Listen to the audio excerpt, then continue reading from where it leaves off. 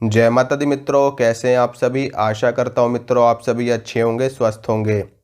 माता काली की पूजा बिना गुरु के किस प्रकार से आप कर सकते हैं और क्या वाकई में करनी चाहिए या नहीं करनी चाहिए। देखिए मित्रों, माता काली की पूजा बिना गुरु के की जा सकती है, इसमें तनिक भी संशय वाली बात नहीं है। ठीक है, हर कोई व्यक्ति कर सकता है। एक 5 वर्ष का बच्चा भी माता काली की पूजा कर सकता है, वो भी बिना गुरु के। कोई आपत्ति वाली बात नहीं है, कोई दिक्कत वाली बात नहीं है।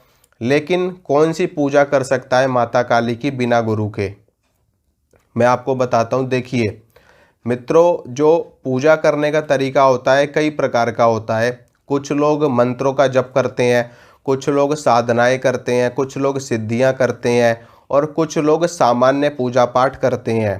तो जो सामान्य पूजा पाठ होती है वो आप किसी भी देवी की, किसी भी देवता की आराम से कर सकते हैं, बिना किसी से दीक्षा लिए कर सकते हैं, बिना किसी से पूछे कर सकते हैं। सिर्फ और सिर्फ वो पूजा पाठ आपकी भक्ति भावना से की जाती है। कैसे? जैसे कि माता काली हैं। माता काली हर कोई जानता है कि माता काली उग्र उग्र देवी हैं। माँ दुर्गा का उग्र स्वरूप है माता काली का, और माता काली का भी उग्र स्वरूप है शमशान काली का। इसके अलावा माता काली का जो भद्रकाली स्वरूप है वो शांत स्वरूप है। शमशान काली उग्र स्वरूप है, काली का भी उग्र स्वरूप है, जबकि काली खुद ब खुद उग्र स्वरूप है माँ दुर्गा का। ठीक है, तो इसमें क्या होता है कि अगर आप सिर्फ माता काली की कृपा प्राप्त करना चाहते हैं और माता काली की उपासना भक्ति भाव से करना चाहते हैं तो उसके लिए आपको गुरु की आवश्यकता बिल्कुल भी नहीं है, आप कर सकते हैं। कैसे? देखिए, माँ दुर्गा की पूजा आराधना लोग करते हैं। कैसे करते हैं? माँ मान करके करते हैं। तो माता काली भी माँ हुई। माँ दुर्गा का ही एक स्वरूप काली है और माँ दुर्गा का ही एक स्वरूप लक्ष्मी है और उन्हीं का ही एक स्वरूप सरस्वती भी है। तो माता काली भी माँ है और उनकी पूजा आराधना भी माँ मान करके की जा सकती है।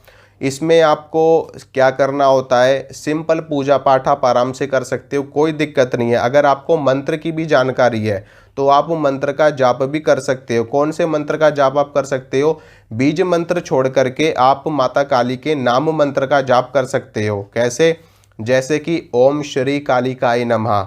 ठीक है, इसमें बीज मंत्र नहीं है माता काली का, तो इस मंत्र का जाप हर कोई कर सकता है। ओम श्री कालिकाय नमः, ओम श्री कालिकाय नमः, ओम श्री कालिकाय नमः।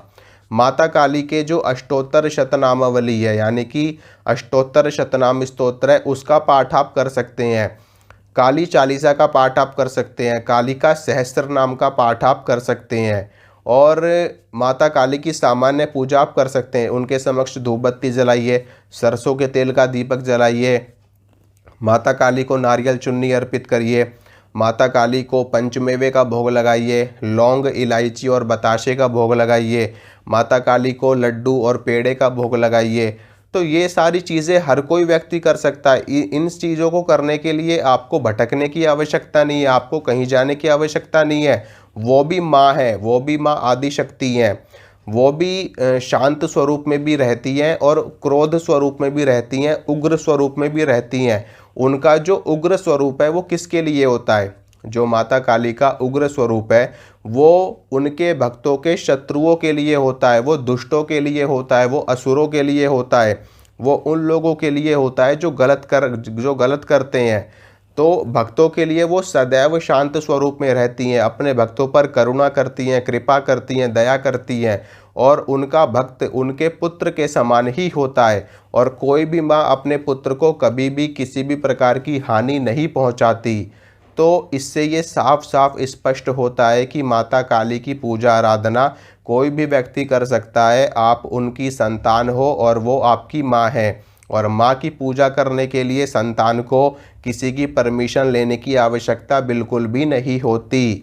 ठीक है, मैं बचपन से माँ भगवती की सेवा आराधना कर रहा हूँ।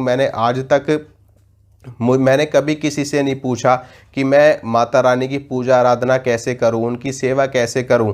खुद ब खुद सब कुछ होता चला गया, खुद ब खुद सब कुछ प्राप्त होता चला गया, खुद ब खुद सब कुछ होता चला जाता है। क्यों पूछोगे? आपके माता पिता हैं, क्या अपने माता पिता की पूजा करने के लिए या अपने माता पिता की सेवा करने के लिए आपको किसी अन्य की आवश्यकता है? नहीं है ना, बिल्कुल भी नहीं है। आप जानते हो ना कि आपको अपने माता पिता की सेवा कैसे करनी है।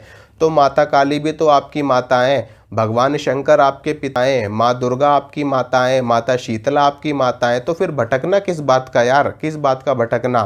बस खाली पूजा जो होती है ना, ईश्वर की जो उपासना होती है वो यहाँ से होती है, हृदय से होती है, वो कर्म कांड से नहीं होती। भक्ति भाव में जो कुछ भी आप माँ भगवती को अर्पित कर दोगे, माँ उसी को ही ग्रहण कर लेती है, उसी को ही स्वीकार कर लेती है। तो आपको सिंपल सा काम करना है, माता काली के समक्ष आपको धूप बत्ती जलानी है, सरसों के तेल का दीपक जलाना है, और उसके बाद में आप काली चालीसा पढ़ सकते हो, माता काली के 108 नाम पढ़ सकते हो, माता काली के 1000 नाम पढ़ सकते हो, और काली काष्टक आप पढ़ सकते हो। इसके अलावा आप माता काली का जो मंत्र मैंने आपको बताया है, ओम श्री कालिकाय नमः, इस मंत्र का जाप आप कर सकते हो। और माता काली की कोई भी स्तुति आप पढ़ सकते हो, ठीक है। इसके अलावा आप महिषासुर मर्दिनी स्तोत्र का भी पाठ आप कर सकते हो।